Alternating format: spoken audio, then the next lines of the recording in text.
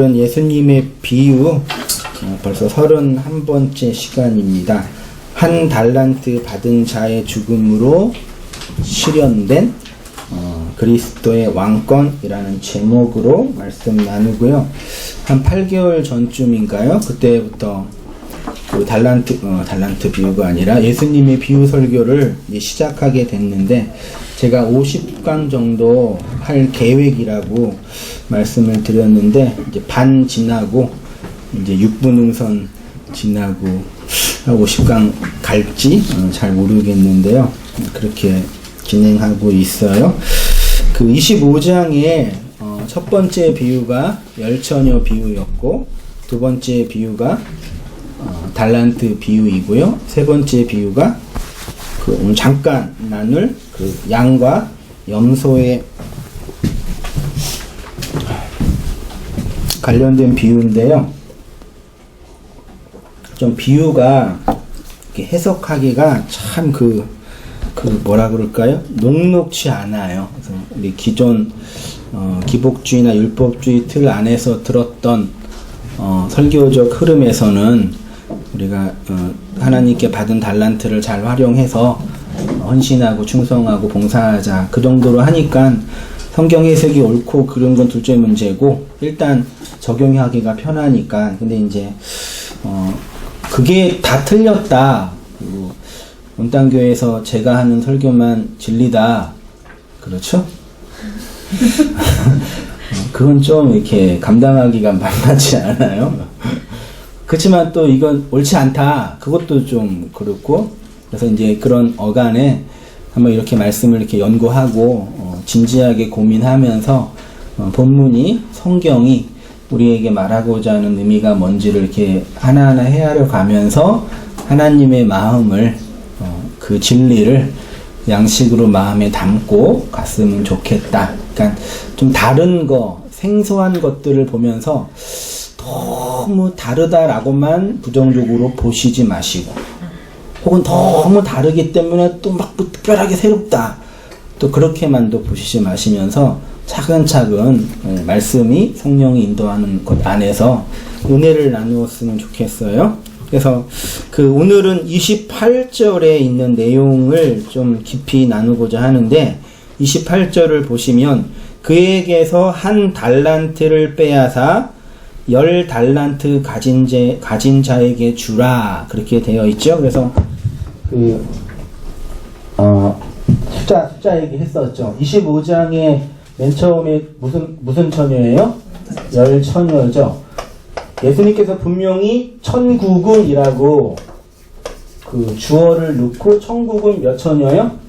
천국은 열처녀라고 분명히 얘기했어요. 근데 이제 앞에 다섯과 뒤에 다섯이 있는데, 앞에 다섯은 혼인잔치에 못 들어갔고 뒤에 다섯은 혼인잔치에 들어갔죠. 혼인잔치에 못 들어간 이유가 뭐라고 되어 있죠? 본문에 기름을 충분히, 둘 다 졸았어요. 그러니까 깨어있으라는 이 단어가 졸지 말고 신앙생활 똑바로 하라, 그 뜻은 아니죠. 깨어있다라는 의미는요, 왜냐하면 둘 다 졸았으니까. 이 처녀들은 혼인잔치에 못 들어갔고 뒤 다섯 처녀만 들어갔어요. 그러면 이제 이런 고민이 생기는 죠. 분명히 천국은 열처녀라고 했는데 앞에 다섯은 못 들어갔고 뒤에 다섯은 들어갔으니, 그럼 이거는 뭐냐, 그런 고민이 했는데, 지난주에 제가 앞에 다섯은 열이라는 계명이니까 앞에 다섯은 소위 말해 대신 계명이라고 하고, 뒤에 다섯은 대인 계명이라고 해서 앞에 다섯을 우리가 지키지 못하고 뒤에 다섯은 설명이 된다. 그렇게 해서 그 다음에 그 다섯, 그 다음에 5달란트, 2달란트, 1달란트죠. 5달란트는 몇 개 남겼어요? 5개 남겨서 10개를 받았고, 2달란트는 2개를 남겨서 4개였나? 4개겠죠? 그리고 1달란트는 이건가? 한 달란트는 1달란트를 남겼죠. 희한하네. 그래서 하나가 됐어요. 하나는 이렇게 남기면 2개가 돼야 되는데, 그래서 5달란트와 2달란트 가진 사람은 그 주인에게 칭찬받고, 누가 죽었어요? 1달란트. 이게 하나가 누구한테 갔어요? 10달란트 가진 자에게 가서 이거 빼앗겨서 이리로 갔다. 하나가 율법으로 완성이 됐다. 그렇게 한번 비싼 건데 누가 헌물한 건데 한번 이 마인드를 한번 보시면서 지난주에 했던 거 한번 같이 잠깐 정리해 볼게요. 사랑은 율법의 완성이고 율법은 사랑의 내용이다. 보세요. 바울과 사도들에게 의하면 사랑은 율법의 완성, 텔로스이라고 했습니다. 그래서 하나님이 우리에게 사랑을 주시는 원리는 뭘 주신다고요? 율법을. 사랑이라는 게 있어요, 없어요? 사랑이라는 게 실제로 있어요, 없어요? 없어요. 예, 없어요. 사랑의 내용이 율법이에요. 그러니까 율법이라는 내용을 통해서 사랑이 뭔지 모르면 사랑이 없는 거예요. 다시 율법이라는 내용을 통해서 사랑이 뭔지 모르면 사랑이 없는 거예요. 사랑하지 아니하는 자는 하나님을 알지 못한다 그랬죠. 사랑하지 아니하는 자는 하나님의 자녀가 아니라고까지 했고요. 사랑하지 아니하는 자는 형벌을 받는다고까지 했어요. 그러니까 사랑이라는 아가파고라는 행동을 하는 차원 정도가 아니라 사랑이 뭔지 모르는 자들, 율법이라는 내용 안에 하나님이 그 안에 담겨준 그 사랑이 뭔지 모르면 사랑이 없다 그러는 거죠. 됐죠? 그 율법이라는 내용과 그 율법의 내용이 어디에요? 역사라는 과정과 그 다음에 인생이라는 통로를 통해서 우리에게 그 사랑을 건네주시는 거죠. 그러면 율법을 통해서 사랑을 어떻게 주셨나? 열로 설명된 계명을 앞에 5을 뒤에 5으로 주셨다고 했습니다. 앞에 5과 뒤에 5을 예수님은 하나님 사랑과 이웃 사랑, 그러니까 5, 2 됐죠? 그 두 계명으로 설명해 주셨고, 그래서 하나님의 율법을 말씀을 열로 5으로 2로 우리에게 건네 주셨는데, 이 10계명은 5계명으로, 5계명은 2계명으로, 2계명은 마지막 하나, 그게 마태복음 5장 26절에 한 푼이라도 남김없이 다 갚기 전에는, 이 한 푼이 이전 성경에서는 뭘로 번역됐는지 혹시 아셔요? 내게 이르노니 한 푼이라도 다 갚기 전에는, 이게 홀이라도 해서 마지막 하나, 이게 에스카토스 고드란테스라는 4개 중에 하나라고 제가 말씀을 다 드렸는데, 그 마지막 하나, 율법이 하나님이 건네준 사랑이라는 걸 알고 그걸 취하면 하나가 나한테 이루어진 거예요. 그래서 사랑이 된 거예요. 됐죠? 이 마지막 하나를 이제 그 복음서에서는 이제 뭐 에스카토스 고드란테스라고 썼는데, 성경을 완성한 요한에 의하면은 어떤 단어로 기록이 됐냐면 그게 뭐예요? 그게 독생자. 헬라어로는 모노게네스라는 단어로 기록이 됐어요. 그래서 요한복음 1장 14절 아주 중요하고 많이 사용된 문장이죠. 말씀이 육신이 되어 우리 가운데 거하심에 우리가 그의 영광을 보니 아버지의 뭐요? 독생자의 영광이요. 하나님이 세상을 이처럼 사랑하셔서 뭘 주셨어요? 사랑이라는 내용을 알게 하기 위해서 하나를 주신 거예요. 그러니까 우리가 독생자라는 이 단어, 한글에 우리의 편견은 뭐가 있어요? 나를 위해 죽으신 그 예수님의 크고 놀라운 그 애절한 심파적 사랑, 독생자의 죽음, 그렇게 했잖아요.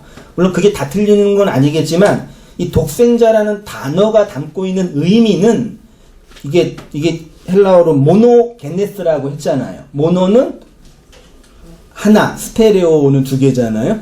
하나, 게네스는 이게 태어나다 혹은 종족이에요. 그래서 하나로 태어난 분, 유일하게 태어난 존재, 요게 독생자예요. 그러니까 하나님과 하늘과 땅을 연결할 유일한 중보자, 하나가 된 자. 그러니까 중보자라는 개념 자체는 하나가 된 거예요.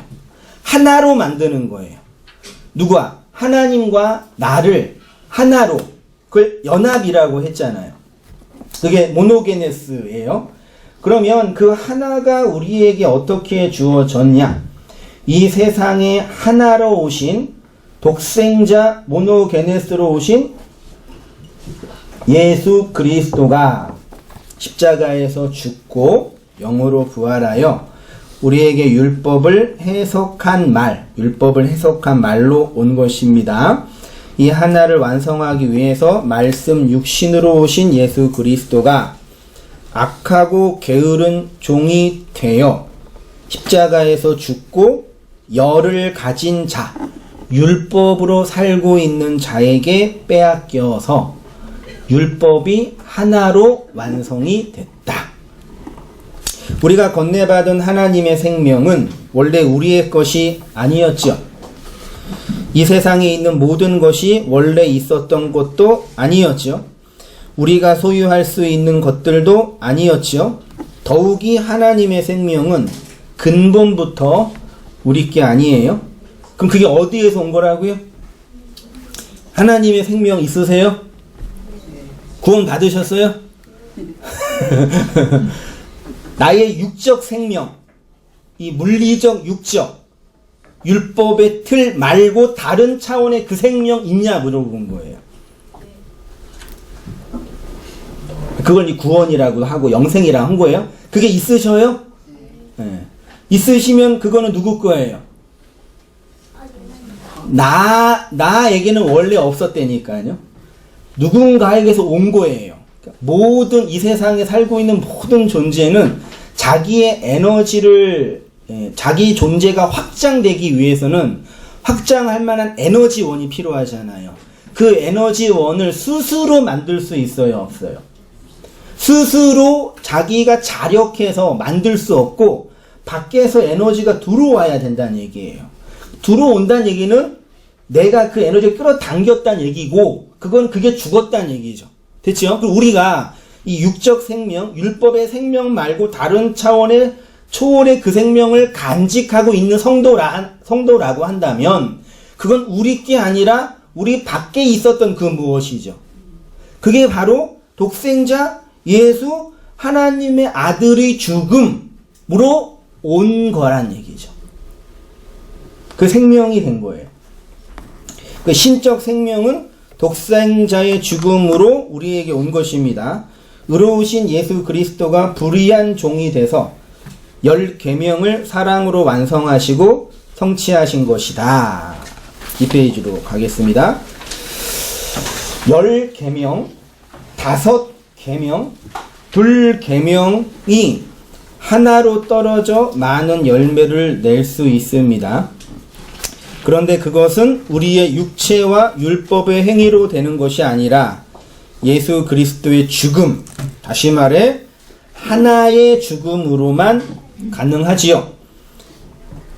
10처녀 5달란트, 2달란트, 1달란트 이야기가 바로 이렇게 독생자, 모노게네스로 오신 예수 그리스도의 죽음을 설명하는 거라고 보여집니다. 율법이 사랑으로 우리 안에서 완성이 된다. 나중에 결론 내겠지만요. 요즘에 제 성경 공부랑 설교의 모든 게 포함된 단어가 뭔지 아세요? 원래요, 그 설교자는 이게 마음속에 있는 걸 말하는 사람이기 때문에 일주일 동안 생각하고 고민하고 들었던 이야기, 읽었던 책들이 자연스럽게 나와요. 요즘 제가 자주 쓰는 단어가 뭔지 아세요? 설교 길만 들으신 분은 모르겠지만 몇 번 들으면 누가 그랬어요? 아, 그래요. 주로 청년들이 많이 해요.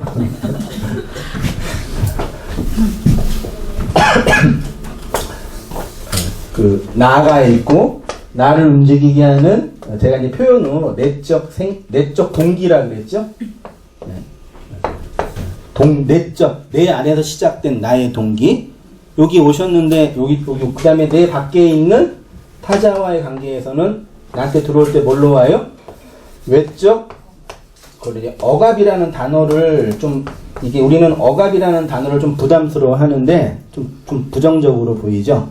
근데 나 말고 나 말고 다른 모든 것들은 억압이에요. 이해되시나요? 내 안에서 되지 않는 모든 것들은 억압이에요. 제가 예화를 든 게 우리 첫째 아들은 공부를 잘해가지고 학원도 많이 안 보내주는데 알아서 막 새벽 2시, 3시까지 혼자 지가 공부하고 참 감사해요. 근데 안타깝게 우리 둘째 아들이 좀 이렇게 공부를 못하지는 있어서 상처받으면 안 되니까 공부 잘해요. 잘하는데 어떻게 이번에 수학시험을 봤는데 그 60점을 받았어요. 열심히 나랑 공부했는데도 이제 그 정도니까. 그래서 60점을 받으면 선생님이 이제 재시험을 본다고 해서 이제 힘들게 공부를 했죠. 그래서 공부를 하고 있다가 우리 옆에 있는 제가 이제 공부하다 옆에서 결이한테 결이야, 수학 네가 100점 다 맞으면 아빠가 네가 원하는 거 다 사줄게. 그러니까 우리 둘째가 뭐라 그래요? 할렐루야. 그러고 이제 열심히 하겠다고 해요. 그리고 이제 공부를 했는데 그 다음날 오더니 다시 한번 얘기를 하는 거야. 아빠 그런데 100점은 좀 힘들고 한 90점이면 어떨까? 딜을 하더라고요. 그래서 우리 둘째 아들이 아빠가 100점 맞으면 자기가 원하는 걸 다 사준다는 그 마음으로 수학을 했어요. 내적 동기에서 수학하는 거에 외적 억압에서 하는 거예요. 그러니까 외적 억압의 나쁜 것만 있는 게 아니에요. 이게 상이 있고 벌이 있는 거예요. 이거 안 하면 죽어. 이거 하면은 좋아. 이게 다 내 안에서 비롯된 수학에 대한 열정이 아니라 밖에서 들어온 거죠. 그러니까 엄밀한 의미에서 우리가 이 땅에서 하고 있는 모든 의식과 행동 양식은 내적 동기에서 비롯된 건 있어요? 없어요? 없어요. 저기서 없습니다 그런 거예요? 밖에서부터 그래서 환경이 중요하다고 이제 얘기를 하는 거예요. 그런 얘기를 하는 게 아니라, 그럼 하나님이 요걸 신앙으로 하면 내가 있고 하나님이 내 밖에서 들어오시죠. 내 밖에서 들어올 때 뭘로 가지고 들어오셔요?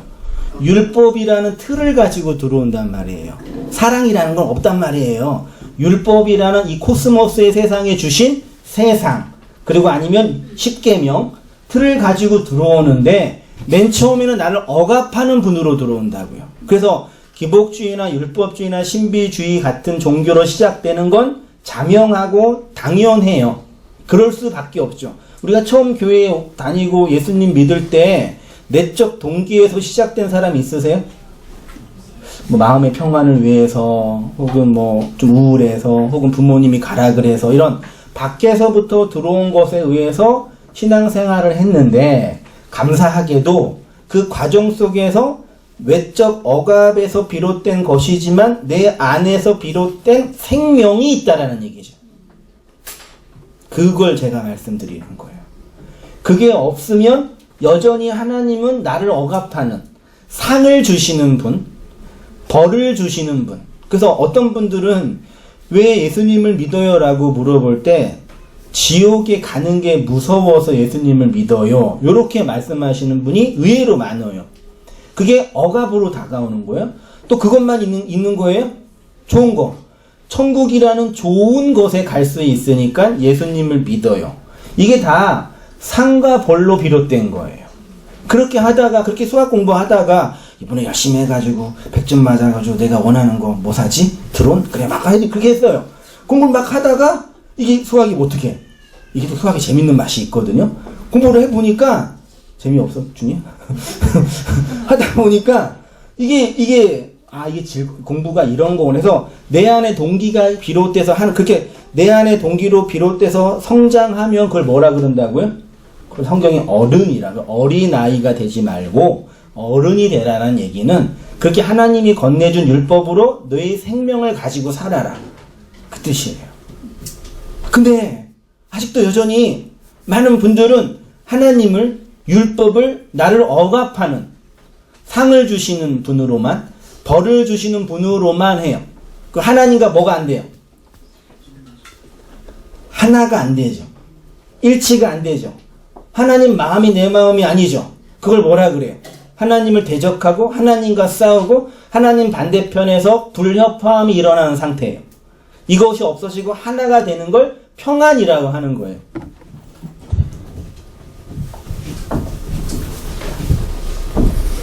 그 이번 주 성공받아 이거 생각이 났는데 이거 수조라 그러고 그냥 생각이 그냥 제 묵상이에요. 물이 이렇게 있는데 여기 이렇게 물이 있고 이렇게 물이 있어요. 이렇게 막혀져 있어요. 그러면 이 물과 이 물이 하나가 되려면 어떻게 해야 돼요? 어떻게 해야 돼요? 이게 넘쳐서 흘러가야 돼요? 아니면 이게 막 흘러가야 돼요? 이게 물이 올라가려면 어떻게 해야 돼요? 밖에서 들어와야 되잖아요. 그렇게 안 되고 어떻게 하면 돼요? 요거를 없애면 돼요. 이게 하나의 주고 그러면 이거 하나가 되죠. 그러니까 평온한 그 상태. 근데 이게 인생에 바람이 불잖아요. 물이 어떻게 돼요? 왔다 갔다 그러는 거죠. 말하자면요. 근데 이게 없어지면 돼요. 이 물이 스스로 나 높이 올라가려고 그러고 물을 막 이게 밖에서 끌어당기는 차원이 아니라 이거 죽는 거. 이게 에스카토스 고도란테스 마지막 한 푼. 그 예수, 그 독생자의 죽음. 있죠. 자, 24절 볼게요. 24절. 한 달란트 받았던 자가 와서 이르되 주인이여 당신은 굳은 사람이라 심지 않은 데서 거두고 해치지 않은 데서 모으는 줄을 내가 알았으므로 한 달란트 받은 자가 주인에 대하여 뭐라고 하냐면 뭐라 그래요? 어디지? 예. 굳은 사람 심지 않은 데서 거두고 해치지 않은 데서 모은다 그랬죠. 이 말씀은 한 달란트 받은 자가 왜 죽어야 되는지에 대한 설명이에요. 주인에 대해서 악평을 했기 때문에 죽은 건가요? 뭐 틀리지는 않아요. 이 한 달란트 받은 자가 주인을 향해서 하고 있는 그 말은 주인이 도덕적으로, 윤리적으로, 성품적으로 문제가 많은 사람이라고 말하는 게 아니라 당신이 어떤 사람이라고 지금 정의 내리는 거예요. 굳은 사람, 심지 않은 데서 모으는 거, 해치지 않은 데서 모으는 그거를 한마디로 말하면 뭐라고요? 그게 율법이라고요. 율법이요. 제가 단어를 여기 어떻게 되어 있죠? 굳은이라고 번역된 단어가 스클레로스라는 헬라어인데 이 단어 어근들이 사전을 찾아보니까 스클레로스, 스클레로테스, 스클레리노 이렇게 해서 쭉 나와 있는데 이 어근의 의미가 뭐냐면은 굳은, 거친, 바짝 마른, 딱딱한, 강팍한, 고집스러운 요런 뜻으로 단어가 형성이 됐어요.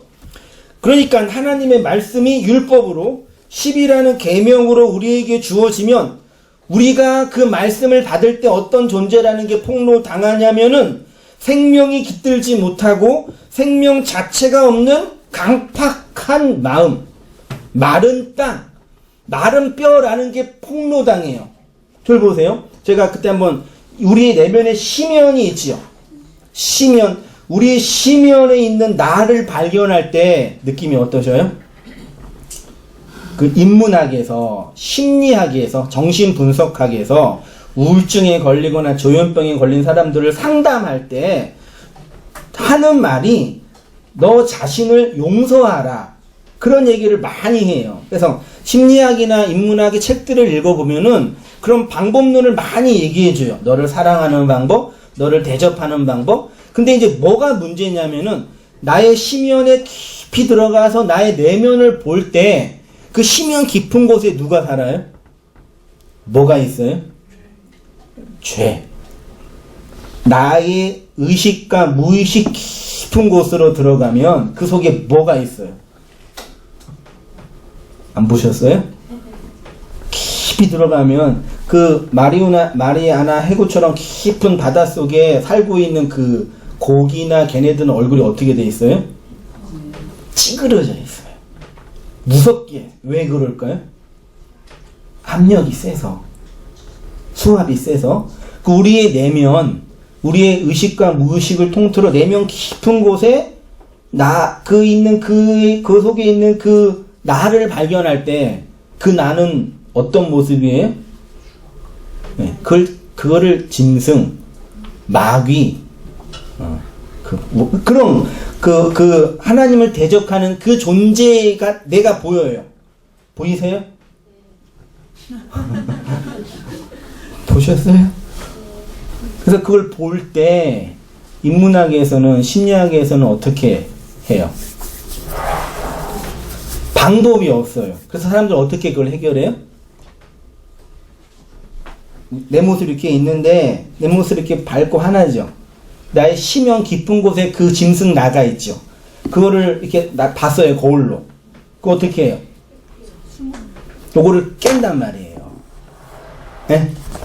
그렇게 깨서 진정한 용서가 안 된단 말이에요. 근데 율법이 나의 그런 모습을 폭로하고 드러내는 그 거울과 같은 기능을 한다. 자, 볼게요. 이 페이지에요. 그 당신 하나님을 그렇게 율법으로 보면 우리가 굳은 잘 아는 것이 폭로되고 드러납니다. 여기 심지가 헬라어로 스페이로라고 하고요. 씨를 뿌리다. 거두다가 데리조라고 하고요. 모으다가 시나고라고 해요. 이 세 개의 단어가 동일하게 사용된 용례가 마태복음 6장 26절에 이렇게 나와 있습니다. 공중의 새를 보라. 심지도 스페이로 않고 거두지도 데리죠 않고 창고에 모아 시나고 하지 아니하되 너희 하늘 아버지께서 기르시나니 너희는 이것들보다 귀하지 아니하나 너희는 먼저 그의 나라와 그의 의를 구하라. 그리하면 이 모든 것들을 너희에게 더하신다. 라는 측면에서 한 말씀이 원래는 아니에요. 먼저 그의 나라와 그의 의를 구하면 이 모든 것들을 너희에게 더하시리라. 그러면 우리가 이 땅에 필요한 이 모든 것들을 얻기 위해서 먼저 그의 나라와 그의 의를 구하면 해결이 돼요, 안 돼요? 그런 걸 증명하는 말씀이 아니라는 거 다 아시죠? 그럼 이거 보세요. 공중의 새를 제가 자주 늘 말씀드렸는데 이게 그 당시 문맥에서는 뭘로 보였다고요? 예루살렘의 옛 성전으로 보였어요. 그러니까 예수님 당대 때 공중의 새 하면은 그냥 성전. 왜요? 야, 공중의 새 좀 봐. 그러면 날아다니는 새가 아니라 옛 성전이에요. 그 옛 성전이 어떻게 돼 있어요? 심지도 않고 거두지도 않고 모아들이지도 않는데요. 하나님께서 기르신다고 합니다. 자, 볼게요. 하나님은 이렇게 율법이라는 계명을 통해서 하나님의 것을 거두고 모으고 완성하신대요. 그러니까 한 달란트 받은 자의 죽음은 율법으로 오신 예수의 죽음인 동시에 예수 안에서 함께 죽은 누구의 죽음이요? 우리의 죽음, 율법적 자아, 율법의 선악 구조로 선악 욕망으로서의 나의 죽음을 상징하는 언어예요.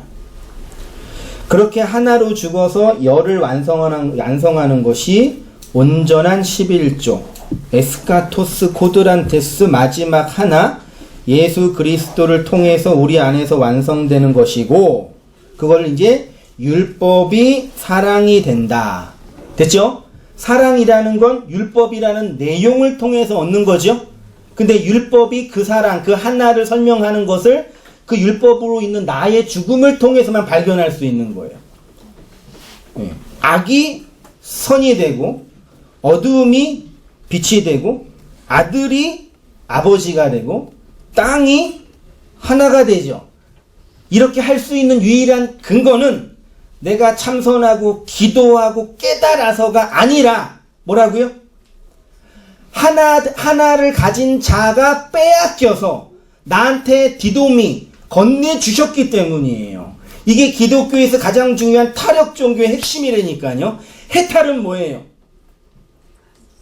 내가 스스로 그 진리를 깨달은 거예요. 그 자유하게 하고 안식하게 하는 해탈. 근데 기독교는 스스로 깨닫는 종교가 아니라 타자에 의해서 그 모노게네스 하나가 된 자를 통해서 얻게 되는 거라고요. 근본부터 달라요. 28절에 그에게서 그 한 달란트를 빼앗아 10달란트 가진 자에게 주라 그랬습니다.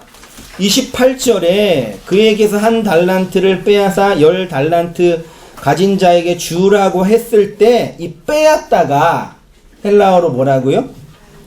아이로라는 단어로 되어 있는데요. 여기 사전을 찾아보니까 들어올리다, 빼앗아가다, 높이다 뭐 이런 뜻으로 사용이 됐는데 제가 사용된 용례를 한번 살펴봤어요. 찬찬히 보시면서 어떤 의미가 되는지 한번 보세요. 요한복음 11장 41절에 돌을 옮겨 놓으니 예수께서 눈을 들어 우러러 보시고, 이건 뭐 하시는 장면이에요? 나사로를 살리시기 직전에 기도할 때 눈을 들어가 아이로, 직역하면 눈을 빼앗아, 말이 안 되지만 그러니까 아이로 안에 높이 올리다라는 의미도 있어요. 사도행전 4장에 그들이 듣고 한 마음으로 하나님께 소리를 뭐예요? 높여. 이것도 기도하는 것과 관련되어 있습니다.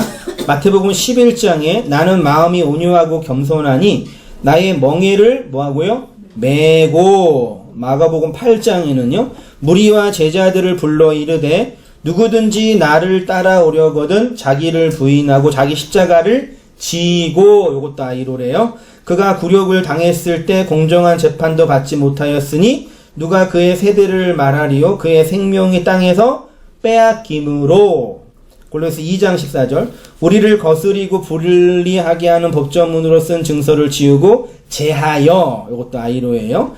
그가 우리 죄를 없애려고, 여기 중요한 표현인데 없애려고, 아이로, 우리의 죄를 빼앗으려고 직역하며, 자, 아이로는 하나님께 기도하기 위해서 머리나 손을 들어 올릴 때, 복음의 진리를 위해서 멍에나 십자가를 질 때, 생명을 건네주기 위해서 생명이 빼앗길 때, 죄의 속죄와 관련된 예수 그리스도의 희생적 사역을 설명할 때 사용된 단어가 아이로였습니다. 이런 측면에서 한 달란트 가진 자의 것을 빼앗는다라는 의미 속에는 예수 그리스도의 대속 혹은 희생적 죽음을 예표해요. 우리가 예수 그리스도의 대속과 희생을 많이들 오해하고 있습니다. 나 같은 죄인을 살려주기 위해 혹은 나 같은 인생을 치장해 주기 위해 그 고결하신 예수님이 나 대신 죽었다라는 게 대속 교리가 아니에요. 이건 진짜 오해하고 있는 거예요. 제가 옛날에 그림 그려서 그 자매 이렇게 치장하기 위한 진주, 생명의 씨가 들어온 진주 했죠. 여전히 많은 분들이요, 나를 위해 죽으신 예수님의 큰 사랑을 나를 치장해 주는, 나를 확장해 주는 차원으로서의 그 희생적 죽음을 얘기해요. 그거 아니에요. 다 아시겠어요? 그 희생적 죽음은 나로 죽은 거라고요. 그 예수의 그 생명을 빼앗아 나한테 줬다는 얘기는 반대편으로는 뭐예요? 나의 율법적 선악 구조의 그 열로 살고 있는 나를 뭐하고? 빼앗아 그 진리로 완성하는 거예요. 하나님 죽었죠? 누가 죽어야 돼요? 내가 뭘로 있어요? 열이라는 율법으로 하나님 죽고 내가 죽고 하나가 돼서 생명. 그게 우리가 건네받은 영생의 본질이고 그걸 사랑이라고요. 왜요? 더 이상 하나님이 내 밖에 있는 우상이나 내가 강압과 상과 벌로 대접하지 않고 그 생명과 그 마음을 나눌 수 있는 그 존재로 대하니까요. 이게 할렐루야 할 감사의 고백이라니까요. 그거를 성경이 말하는 사랑, 평안, 안식, 자유, 사랑의 증거예요. 근데 우리가 이 진리를 알고 있는데 그렇게 살아가요? 못 살아가요? 살아가는데 바람이 불고 풍파가 치니까 하나가 된 물, 잔잔한 호수에 항상 뭐가 일어나요? 파도가 일어나는 거예요. 이게 하나가 되면 하나로 일렬이 되면 평안이 되는데 항상 이게 일어난다고. 그래서 신약성경이 뭘 하냐면 그 하나됨을, 그 평안함을 뭐 하라고요? 지키라. 너희는 이미 하나가 됐으니 힘쓰라 이런 표현을 하는 거예요. 근데 이제 말씀을 듣는 우리가 그 하나가 뭔지를 몰라. 하나님이 나를 위해, 예수님이 나를 위해 죽으신 그 사건이 나를 치장해주는 사건 정도로만 알고 있으니까 인생 속에 있는 내가 경험하고 있는 그 평안이 뭔지 모르는 거예요. 평안하시죠? 졸리세요? 그 평안이 이 하나님의 이 말씀을 들으니까 내가 경험한 그 내용이 그 안식이고 그 자유다라는 그 경험이 오는 거예요. 확신이 오는 거예요. 그치, 내가 그렇게 그 사랑을 건네받은 하나님의 자녀지. 감사하게 되고요. 그러니까 우리가 율법의 세상에서 복음의 진리를 깨닫고 누리고 있는 모든 것은 예수 그리스도의 희생으로 건네받은 그 생명이에요. 이것이 바로 성도가 인생 속에서 경험하는 은혜, 사랑, 용서, 안식이라고 합니다. 이렇게 율법의 열로, 율법으로 살고 있는 내가 하나님의 죽음으로 온전한 열의 하나, 11조가 되는 그 상태가 그리스도가 영광의 보좌에 앉아있는 그 상태라고 표현을 해요. 마태복음 25장 31절 같이 한번 한 목소리로 읽어보겠습니다. 시작. 인자가 자기 영광으로 자기 영광의 보좌에 앉으니 모든 민족들과 회하고 목자가 양과 염소를 구분한 것 같이 하여 양은 그 오른편에 염소는 왼편에 두니라. 그때 임금이 그 오른편에 이르시되 내 아버지께 복받을 자들이여 나와 창세로부터 너희를 위하여 예비된 나라를 상속받으라. 또 왼편에 있는 자들에게 이르되 저주를 받은 자들아 나를 떠나 마귀와 그 사자들을 위하여 예비된 영원한 불에 들어가라. 여기 25장부터 양과 염소의 비유가 또 이제 해석하기가 만만치 않는 내용인데요. 누가 좋은 애예요? 양이 좋은 애예요? 염소가 좋은 애예요? 양이 좋아요? 염소는 왜 나빠요? 나쁠 이유가 있나요?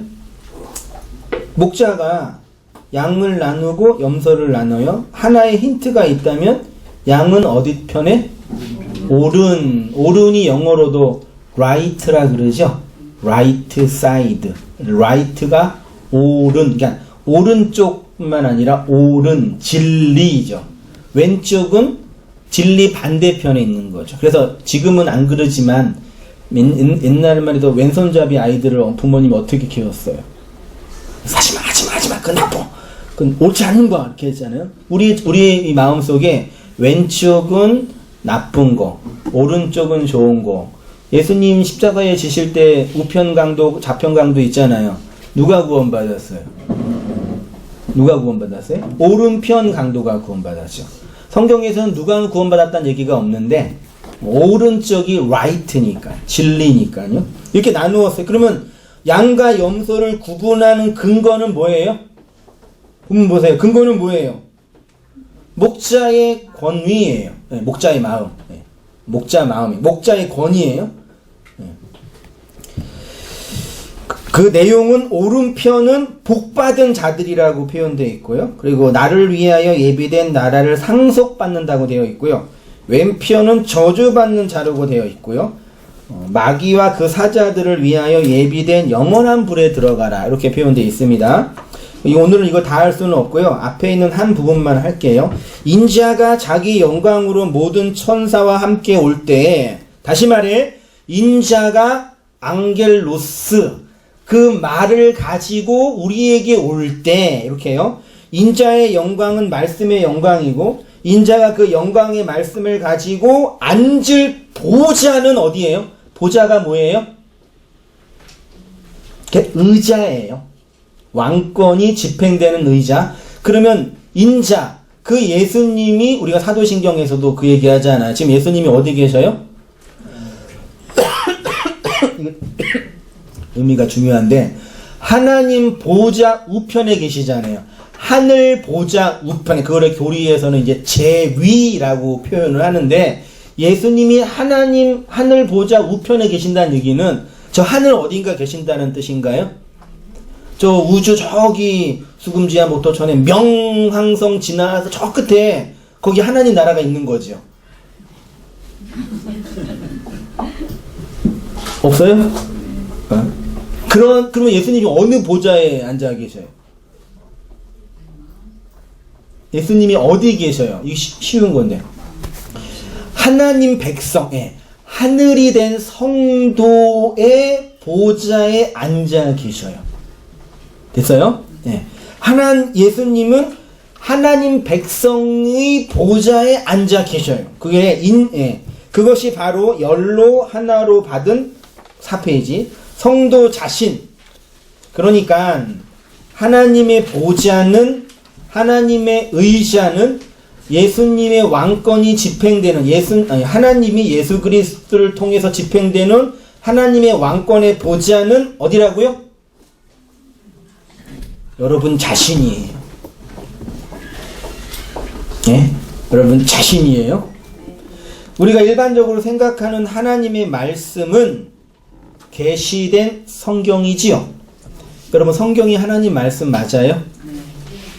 그 말씀을 귀하게 여겨야 돼요? 소중하게 여겨야 돼요? 근데 왜 이렇게 안 읽으셔요? 이 문자, 이 문자 책, 문자 자체가 귀한 거예요? 그 뭐가 귀한 거예요? 옛날에는 저 어렸을 때도 그 아이들이 성경책 위로 넘어가면은 부모님이 막 하지 말라고 그랬고, 성경책 베고 자면은 막 뭐라 그러시고, 성경책 찢으면은 막 진짜 아주 능지처참할 죄라고. 그러니까 그 책 자체가 중요한 게 아니라 문자 자체가 중요한 게 아니죠. 성경이 왜 중요해요?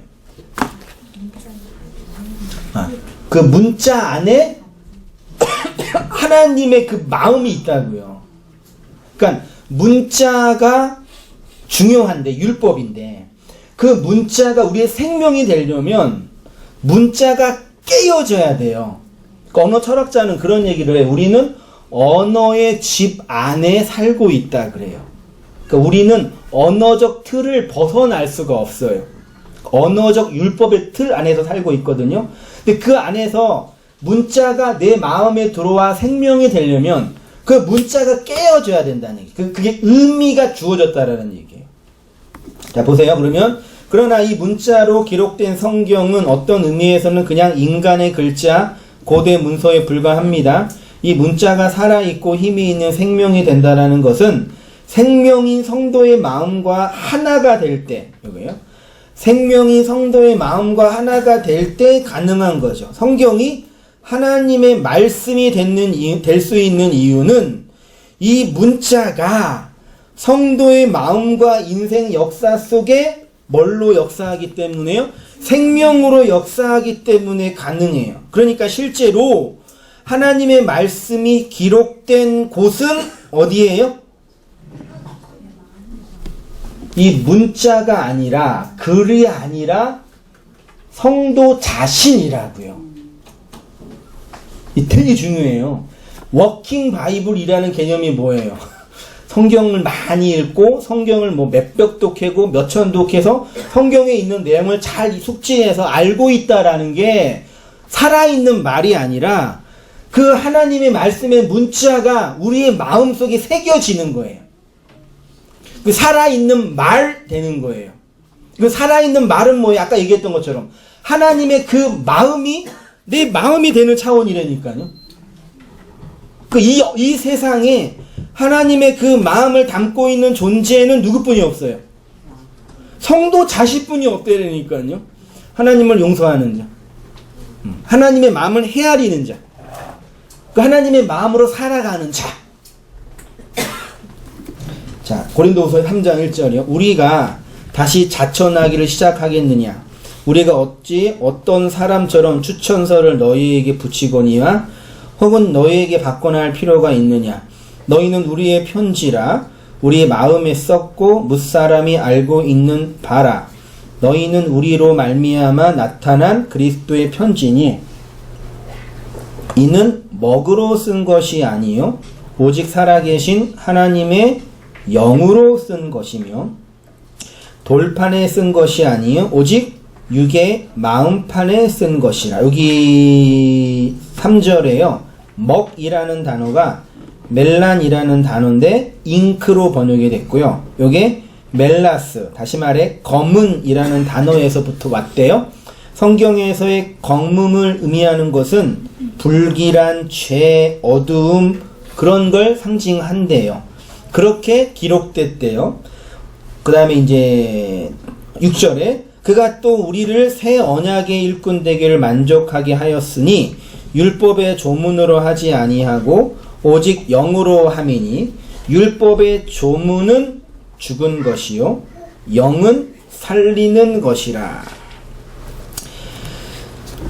아까 얘기했던 거 정리하겠습니다. 내 밖에 있는 객관적인 하나님의 말씀이 율법으로 외적인 억압으로 우리에게 들립니다. 그것을 율법의 조문이라고 해요. 그런데 새 언약의 영, 그리스도의 영이 우리의 마음에 새기는 영의 말이 되면 그게 내적 생명이 되는 거예요. 됐죠? 다 이제 아시겠죠? 하나님이 역사를 통해서 성경 말씀과 율법을 통해서 우리한테 억압하는 분으로 다가오는 건 자명하고 과정이에요. 근데 그 억압 속에서 그 하나가 죽고 내가 하나로 죽어서 생명이 되면 그 억압이 나를 힘들게 하는 억압이 아니라 나를 살게 하는 생명이 된다고요. 그래서 구약 성경을 찬찬히 읽어보고 시편 같은 거, 특히 119편 같은 성경을 읽어보면 시인들의 상태가 어때요? 아침에 일어나서 새벽에 일어나서 성경을 읽고, 그때 성경은 모세오경뿐이 없었습니다. 그 성경이 너무 귀하고 소중해서 날마다 읽고 사모했단 말이에요. 왜요? 자기가 지켜야 할 무서운 계명이 아니라 나를 살게 하는 생명이 된다고요. 그래서 새벽에 일어나고 아침에 일어나고 귀하고 성경 말씀이 꿀송이보다 더 달다라는 게 나를 살게 하는 생명이 됐다고요. 그게 생명이 되려면 하나님이 죽고 그 안에 내가 죽는 차원이 있어야 된다는 얘기죠. 그렇게 이 상태를 그리스도가 우리의 인생 보좌에 앉은 것이라고 말할 수 있습니다. 그리스도의 말씀이 우리를 억압하는 계명이 아니라 우리를 자라게 하고 성장하게 하고 성숙하게 하고 온전하게 하고 사랑하게 하고 자유하게 하는 내적인 생명. 억압이라는 단어를 우리는 부정적으로 많이 보는데, 그러나 내 안에서 비롯되지 않는 그 모든 것은 억압이죠. 제가 이 자리에서 또 우리가 말씀을 나누면서 하나님이 성경을 통해서 우리 인생 역사를 통해서 계속 뭘 요구하시는지 아시겠어요? 모르시겠어요? 하나님이 우리의 인생과 가정을 통해서 어떤 분으로 대접받기를 원하시는지 아시겠냐고. 내가 그 하나님을 어떻게 대접해야 되는지 아시겠냐고. 그렇게 하는 게 안식이고 사랑이고 생명이고 구원이라니까요. 근데 왜 말씀을 들으면서도 사시면서도 그 하나님을 외적 억압으로만 받으려고 해요. 우리의 문제라고 하기는 좀 그렇지만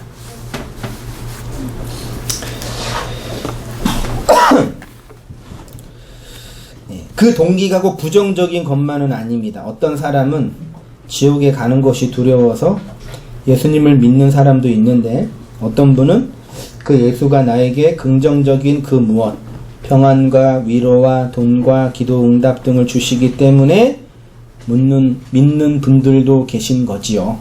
이 모든 것을 외적인 억압이다 라고 표현해요. 그래서 그리스도의 말씀이 내 밖에 있는 돌판에 새겨진 율법의 조문이 될 수밖에 없습니다. 그것은 우리를 죽입니다. 용서하지 못하게 하고 원망하게 하고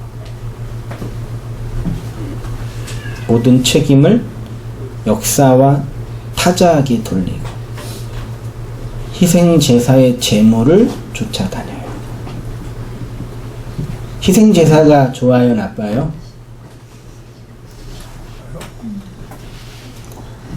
왜 사람은 희생제물을 그렇게 돈 바치면서 드리는지 아셔요? 희생제물이죠. 우리가 역사적으로나 정치적으로 어떤 사람이 큰 위기에 어떤 사람의 문제가 있을 때 누구 하나를 희생제물로 바친다, 그런 표현을 하죠. 그게 왜 편한지 아세요? 내가 안 죽고 타자를 죽일 수 있기 때문에 가능해요. 죄책감이 그거예요. 너무 인생이 힘들어. 막 취업도 안 되고 마음은 죽겠고 내가 원하는 건 하나도 안 돼. 근데 영명한 목사가 이렇게 하면 하나님께서 취업의 문을 열어준다고 얘기해 줬어요.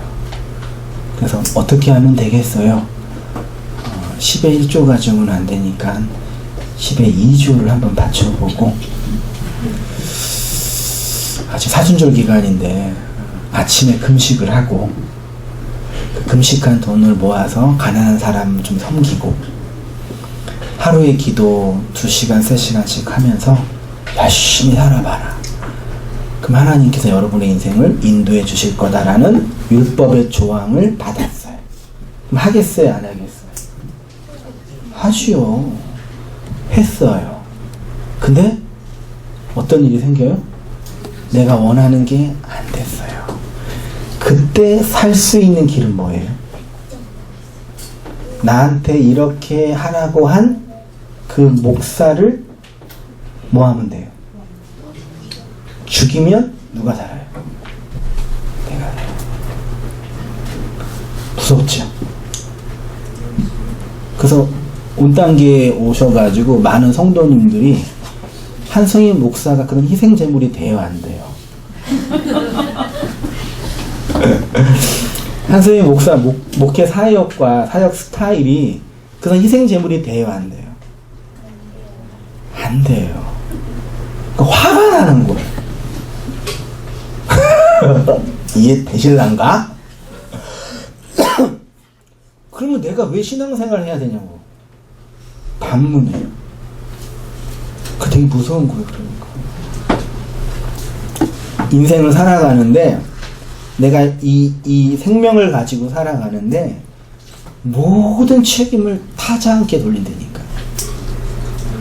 그러면 나는 지킬 수 있는데, 안식이 없다니까요. 되게 중요한 본질이에요. 가정관계에서 왜 싸우는지 아셔요? 아빠 때문이야. 엄마 때문이야. 자식 때문이야. 남편 때문이야. 너 때문이야. 그렇게 해서 물론 사실관계에서 문제가 있는 법적, 행동적, 행정적 행동에 옳고 그름은 있어요. 그건 어떻게 해야 돼요? 그건 법적으로 따지면 돼요. 예, 물리적인 거는. 근데 그건 중요한 게 아니고 내 감정과 내 마음을 지켜줄 희생제물만 쫓아다니는 거예요. 계속. 그게 그 희생제사로 나를 정당화하겠다는 구약의 이스라엘 백성들의 종교적 열심이었다니까. 그래서 선지자들이 와가지고 그런 쓸데없는 희생제사 당장 집어치우라고. 하나님 그거 받겠냐고. 그러는 거예요. 근데 예수가 그 희생으로 나한테 와서 그 예수가 죽어서 나에게 생명이 되면, 그러니까 내 밖에 있는 억압으로 오시는 그 하나님이 아니라 내 안에서 그 마음으로 준 그 생명이 되면 희생의 대상, 희생물을 쫓아다녀요, 안 쫓아다녀요? 그게 생명으로 사는 거라니까요. 근데 아직도요, 이런 묵시복음을 듣는다고 하는 분들 중에서도요, 여러분들 중에서도, 인터넷으로 듣는 분들 중에서도요, 여전히 이상 설교를 들으면서 그런 희생제물을 찾을 만한 건덕지가 없는지 계속 간만 보는 거예요. 들어보세요, 있나? 없다니까요. 그 나를 봐야 돼요. 그 진리로요. 거기에서 내가 죽어야 아마겟돈 전쟁에서 그 무시무시한 영적인 전쟁에서 나의 짐승 노릇, 나의 마귀성, 나의 악마성을 직면하고 그것이 죽어야 진짜 안식이 되니까요. 이게 진짜 안 그래요? 제가 틀렸어요? 졸지 마세요. 그게 바울이요, 마음판에 새겨진 말씀이라고 하는 거예요. 신비에 새겨진, 생명이 된 그거라니까요. 하나님이 여러분들에게, 우리에게 그 생명을 그 신비로, 그 마음으로 넣어주신다니까요. 그렇게 살아가라고 율법으로 억압하시는 분처럼 보인 거지요. 그렇게 환경에 쳐 넣으신 거지요. 그게 억압이 아니라 너를 사랑한 나의 은혜의 증표고 과정이라고요. 그 과정을 통해서, 그러니까 딱 하나가 되고 용서가 딱 되면 나한테 생명이 딱 주어지는 거예요. 그렇죠? 되셨죠? 되어지고 있죠? 안 되니까 기도하는 거고, 어려우니까 나누는 거고, 힘드니까 위로받는 거랍니다. 읽을게요. 그래서 그리스도의 말이 내 밖에 있는 돌판에 새겨진 율법의 조문이 될 수밖에 없습니다. 그것은 우리를 죽이는 것입니다. 그렇게 내 밖에서 들어온 율법이 우리를 죽여서, 다나토스의 죽음으로 죽여서 진짜 생명을 얻는 것, 생명이 되는 것을 구원이라고 하고요. 그리스도가 우리의 마음과 인생의 보좌에 앉는다는 것이고, 여기 앉다라는 단어가 이렇게 보세요. 마태복음 5장 1절에 예수께서 무리를 보시고 무리를 산에 올라가 앉으시니, 사도행전 2장에는요, 마치 불의 혀처럼 갈라지는 것들이 그들에게 보여 각 사람 위에 하나씩 임하고, 이게 앉다예요. 성령이 임하고 예수님이 앉고, 바울이 1년 6개월 동안 머물며 뭐 했어요? 하나님 말씀 가르쳤죠. 그의 능력이 그리스도 안에서 역사하사 죽은 자들 가운데서 다시 살리시고 하늘에서 자기 오른편에 앉으시고, 그러니까 이게 그리스도가 앉는다라는 얘기는 우리에게 말씀을 가르치고 진리를 건네주는 차원에서의 앉음이에요. 승천하신 예수가 어디에 앉아있죠 그러면요? 그리스도의 영을 받은 우리의 마음과 인생 역사에 앉으셔서 그리스도의 통치가 실행되고 집행되어 가는 거예요. 그러면 이렇게 보좌에 앉으신 예수가 행하는 일이 뭐냐? 그게 32절부터 그 양과 염소의 비유에서 쭉 나와요. 복의 문제, 저주의 문제, 하나됨의 문제. 다음 주에 이어서 말씀 상고하겠습니다. 기도할게요.